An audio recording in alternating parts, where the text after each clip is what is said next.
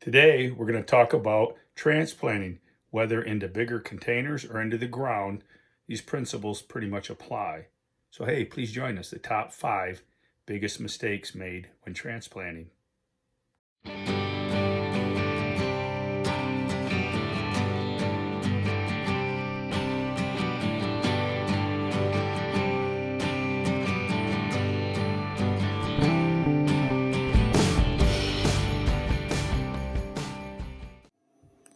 What I'm doing today is I'm transplanting my cherry tomatoes and my beefsteaks. All right, they're looking beautiful. They're loving the seed starter. I started them in Morgan's composting seed starter. But what I'm going to do now is I'm going to transplant them. I filled this tray with Veggie Dew, 301 Veggie Dew, which is really a mix that's designed it's designed for, has kelp meal, worm castings, and more for containers, gardens, and raised beds. And it says here feather meal, meat and bone meal, kelp meal, worm castings, Tennessee brown rock, phosphate, azomite, leonardate, and wow, what's that? Zeolite. I'm not familiar with zeolite. But anyways, what I'm doing is going to transplant them. They're now in the seed starter. They were in these little pods. And I took them off, and believe it or not, I'm gonna drive some of you guys crazy. I tore off the little peat pods. And I always get asked, Bubba, why do you tear them off? They're made of peat. Just let them grow through it. I just don't like it. I think it slows the root system down and hinders it. And I'm just gonna take it out, and I've ripped it off. And I think it's convenient, and I'm placing it down in here. And the core of this is seed starter around this plant, which is very mild, just a little bit of nutrients, going into the Veggie Dew, which is designed to feed plants for 6 weeks.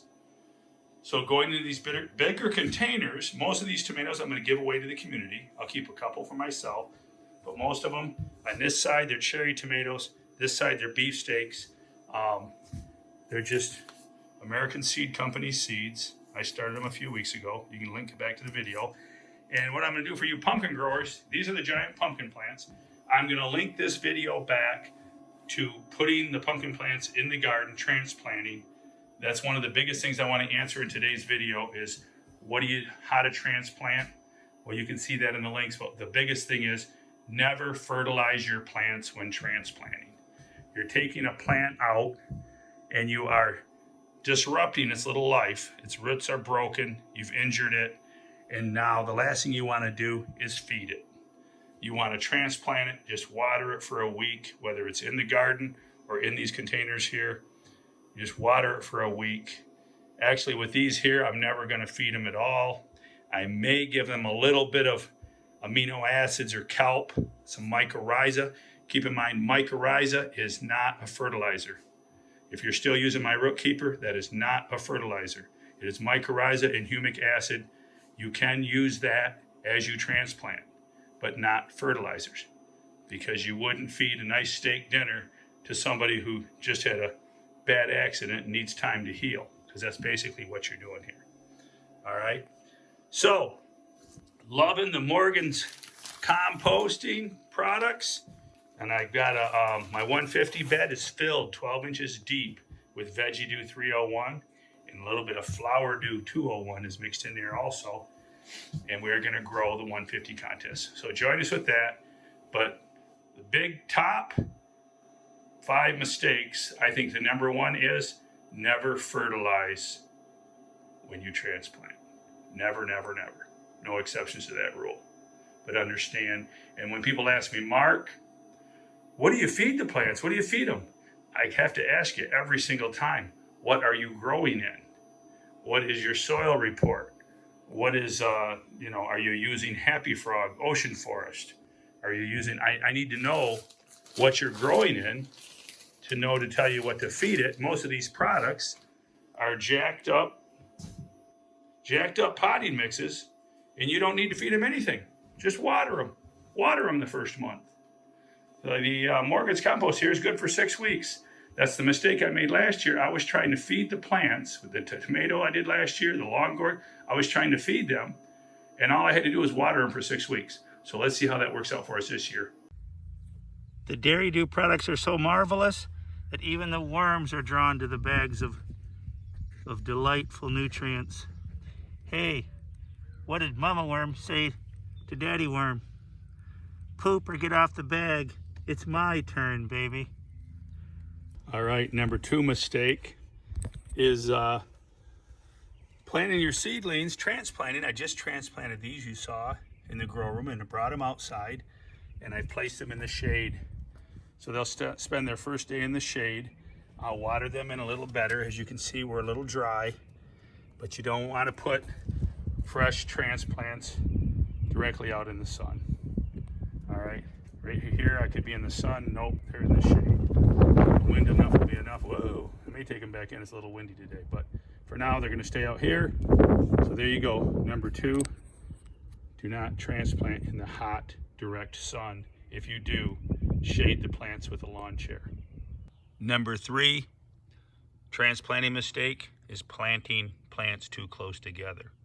One of the biggest things I see people do in smaller gardens is they have like 4 plants and they're like, I want to plant them all. I want to plant them all. I don't want to plant just 2. Well, you don't have room for them all. This would be way too close for these tomatoes. So you need to take a couple of them out of here. Now, the tomatoes, I would have them at least that far apart, a couple feet apart. Any closer, you're just going to get a smaller yield. Overcrowded plants, overcrowded leaves, they're not going to be productive. So spread them out, do some research, Google it, find out what's the best spread out for each different plant, and don't keep them too close. Overwatering or underwatering are the 2 biggest challenges for people. I like this. I'll link this back to Bubba's moisture meter. Stick your finger in the ground, see if you can feel moisture down 2 or 3 inches off to the side where you're not killing roots. And there's your moisture meter. But don't water every day. It all depends on the wind, the sun, the temperature, whether you water every day or you don't water every day. There is no instant recipe. But there you go. No matter what you're growing, cucumbers, tomatoes, don't overwater, don't underwater. What is these 2 now? These are the 1734 Clements, my honey. Okay. Yeah. And join us. The seeds from this will be on sale at Worldwide Giant Growers this fall.